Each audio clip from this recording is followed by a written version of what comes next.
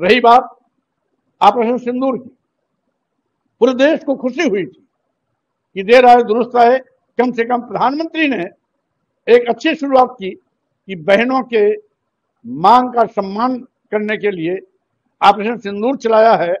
पहलगाम में जिन हमारे पर्यटकों को आतंकवादियों ने गोली से भून दिया था, उसका बदला लिया जाएगा। लेकिन 2 दिन के अंदर ही युद्ध विराम की घोषणा कर मोदी जी ने ऑपरेशन सिंदूर की हवा निकाल दी। पूरा का पूरा मामला टाइम फिक्स हो गया। आखिर क्या कारण है? सारे आतंकवादी आज भी जिंदा हैं। बिना आतंकवादियों का सुपड़ा साफ किए युद्ध विराम की का औचित्य क्या था? क्या सांठगांठ थी पाकिस्तान भारत में? क्या ये नूरा खुशी तो नहीं थी? क्या दोनों देश अपने अपने देश में अपनी साख बचाने के लिए युद्ध किए थे? ऐसे तमाम सवाल हैं जिससे कि मोदी जी आज खुद नजर में खड़े हैं और अपनी झेप मिटाने के लिए अब तिरंगा यात्रा निकाले हैं। इनके मंत्री हमारे सेना का मनोबल गिरा रहे हैं। मध्य प्रदेश के एक मंत्री ने कर्नल सोफिया कुरैशी के खिलाफ जिस तरीके से बेहूदगी भरी टिप्पणी की, उससे पूरा देश शर्मिंदा हुआ, सेना का मनोबल गिरा। मैं बधाई देता हूं माननीय उच्च न्यायालय मध्य प्रदेश को, जिन्होंने स्वतः संज्ञान लेते हुए ऐसे मंत्री के खिलाफ FIR और आपराधिक केस दर्ज करने का आदेश दिया। साथ ही साथ एक दूसरे मंत्री हैं जो कहते हैं सेना तो माननीय प्रधानमंत्री मोदी जी के पैरों के नीचे रहती है। इस तरीके से सेना का मजाक उड़ाने वाले लोग हम समझते हैं ये देश के दुश्मन है।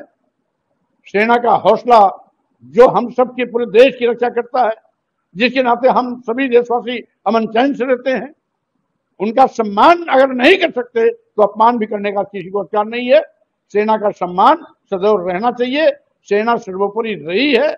उसके त्याग, उसके बलिदान को अगर कोई नकारता है, हम समझते हैं उसका राष्ट्रवाद झूठा है।